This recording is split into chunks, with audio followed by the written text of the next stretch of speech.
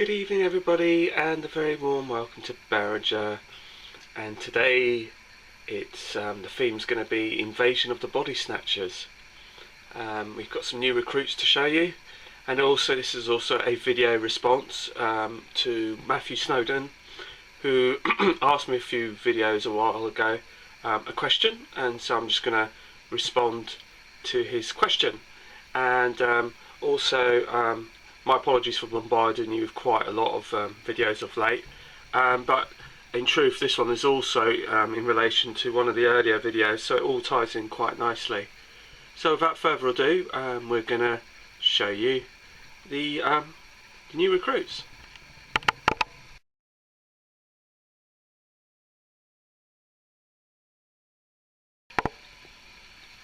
So firstly, this is my new recruit, and this is the class 57 in Arriva Trains Wales livery, and it is basically called a Bodysnatcher. That's its nickname.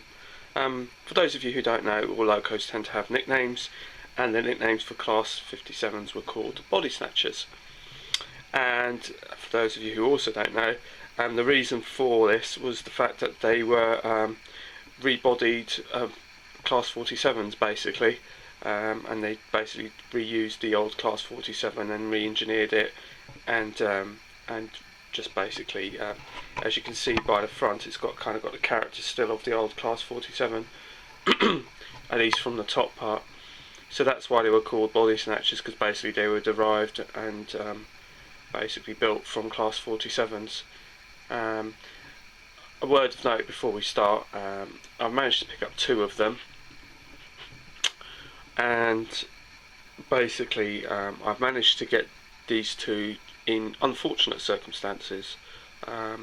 Basically I've managed to get hold of the 2 57s via the passing away of a good friend of mine who was part of the Automodel Railway group, and he passed away sadly earlier this year, and as a consequence the nephews were dealing with all of his estate and everything, and they wanted to basically sell off all the stock that he owned, basically to raise some money, and I've managed to get these 2 57s at a very extremely reasonable price, to say the least, and it's also nice to have his memory on my layout, quite frankly. He's a very nice man, and unfortunately he passed away earlier this year to cancer. So this is kind of like a video also dedicated to him, and these 57s I've always liked, and I've helped Dennis with his layout over at a few exhibitions in the past. This one wasn't actually run. The other 57 was run on one of his layouts. This one I've never actually seen running, although I knew he had it and I've always wanted it, and basically it's nice to sort of have that memory of his on my layout, quite frankly. It's really nice. And also, those of you who follow my channel will know I am a big Arriva Trains Wales fan, and just to show one of my other recruits that I've had for some time now is this Arriva Trains Wales 150 that I've just got here. Right, as we go back, so just to get into the ins and outs of it, it's I can't actually run any of these 2 at the moment because they've both got decoders in them and I need to have them removed. And I'm sure most of you know, if not all of you know, that I run a DC layout on here, but just in case you don't, that's pretty much what's run on here. It's just a DC layout, and Dennis ran DCC and DCC sound. So this particular 57 is a very difficult 57 to get hold of, and one of the reasons why I repainted the other coach is because I want to repaint some of those Mark IIs so this 57 can hold them for the WAG Express that I'm going to recreate, which was basically the Cardiff to Holyhead route. These are now superseded and replaced now by 67s, with Mark IIIs and DVTs, but when these were doing the WAG Express, they were using Mark IIs, a Mark III buffet, and that was it. There was no DVT or anything like that on the end of it. But it's a very pretty loco, and like I said, I have run it, so I know it runs. It's just my layout doesn't. I'm getting some feedback from it, which is one of the reasons why I just don't want to run it until I have the chance to have the decoder removed. So that's the first one. The second one, as you've probably noticed, is this one here, which is 57312, and this one I did actually own in the past, and stupidly I got rid of it. I don't know why. I don't know what went through my head. I've done this in the past with a couple of locos. In fact, not so long ago I bought another Super Sprinter, 156 and a 158, which I had owned previous, and I got rid of it, and stupidly and I wanted it back. So I'm very fortunate to have the opportunity of having this one back as well. Both of these are boxed, and they're in excellent condition. There's nothing wrong with it either of these two. They're well looked after. So I'm glad to have this one back. And I wanted to show you this, do this video quickly before I send these two to get the decoder removed, because I wanted to kind of show you this one in particular with the coach I repainted, to show you the colour scheme and the shade difference that there is between the two. And Matthew Snowden at Common Barn had asked me what paint I used for it. So I'm just going to hook up the coach to the back of this 57, and so you can actually sort of see how close the colour match is. So here we are, and now I've hooked up the coach behind this 57, just to give you a bit of a comparison on the colour.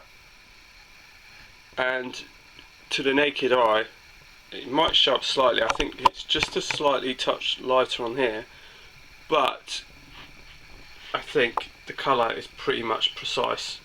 There's virtually nothing in it. You'd be hard pushed, and this isn't actually any sort of rail matched colour or anything like that.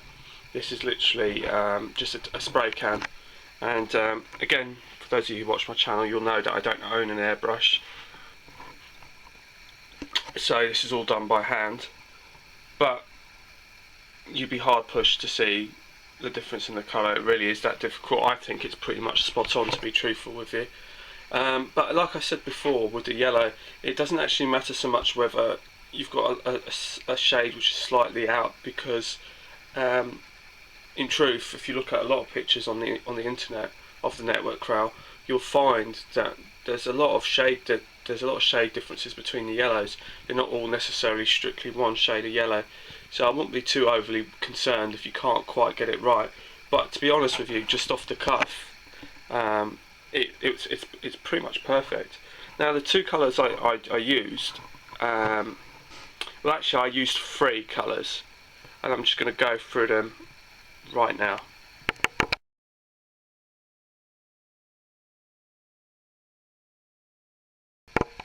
So here we are, and we've got the 3 paints that I've used, and there's also a 4th for the bottom, which is a black matte paint. But to be honest with you, I'm probably going to be redoing some more coaches, and when I do, I'll probably end up doing a video on how I do them.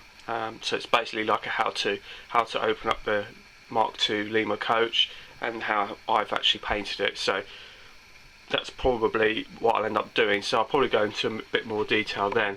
But just for now, I started off with this Wilco primer.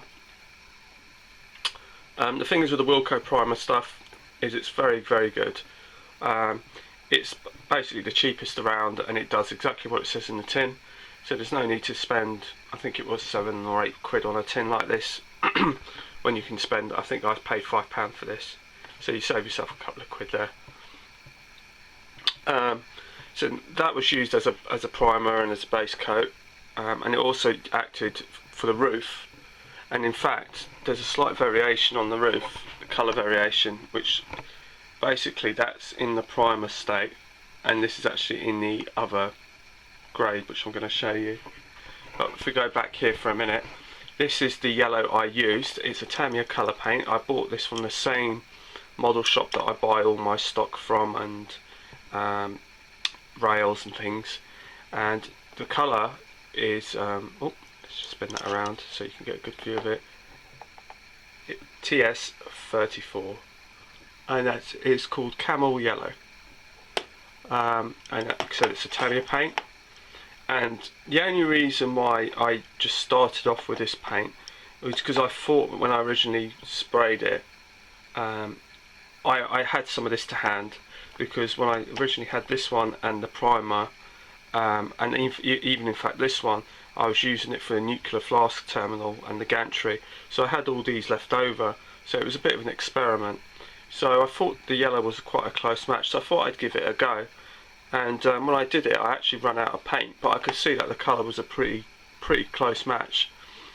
And as it turned out, like I said to you, I think it's pretty much spot on. So I started off with the primer, followed by the yellow, and the roof. I could have left it in its primered state, but I didn't quite like the finish. So I bought this one, which I'd used for the gantry over at the nuclear flask terminal. And it turns out that it's a lot more subtler, and it looks a lot nicer as well. It does break up the primer, to be honest with you. It gives a much better finish. It's very subtle. There isn't much in the shade difference, that you'd hardly really notice it, but you can notice it in the finish. So and that was grey number 64, and it's a Humbrol acrylic spray. So these are the three colours that I've used.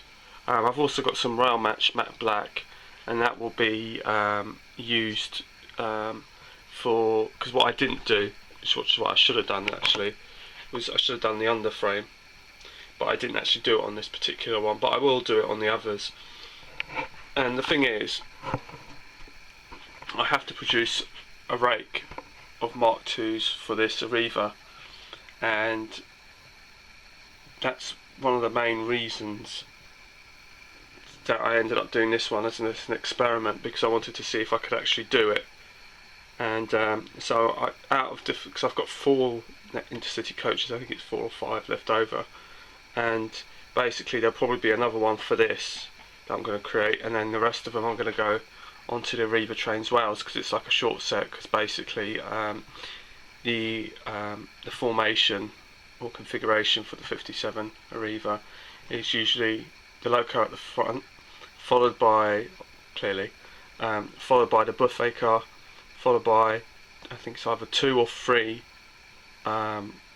tourist second open Mark IIs, and then on the back of that is a brake Mark II. So I've got enough that I can complete it, but obviously neither Bachmann nor Hornby or any other manufacturer have made any Mark IIs. So that pretty much covers everything, and I hope this has been of help to you all, and hope that it's been informative as well. And like I said, just a dedication to Dennis, who was a lovely man, and I've now got his memory on my layout with these 2 57s, so may he rest in peace. Thanks for watching. Please feel free to comment and subscribe, and I will speak to you all when I have more info to give you. And like I said, I will probably within the next few weeks or so, if I do start tackling some more of my Mark IIs, I will probably more than likely do some sort of how-to video on it, just because I personally don't see the point of getting ripped off on eBay. You know, just because somebody's repainted a coach and they just think that nobody else is going to bother when I try and rip you off and charge you silly money just for a coach. So I'd rather do it myself. So if I can do it myself, and I can do a video and I can put it up for any of you guys that might be interested in it, and maybe encourage you to do it and save yourself some money, then all the better. So bye for now.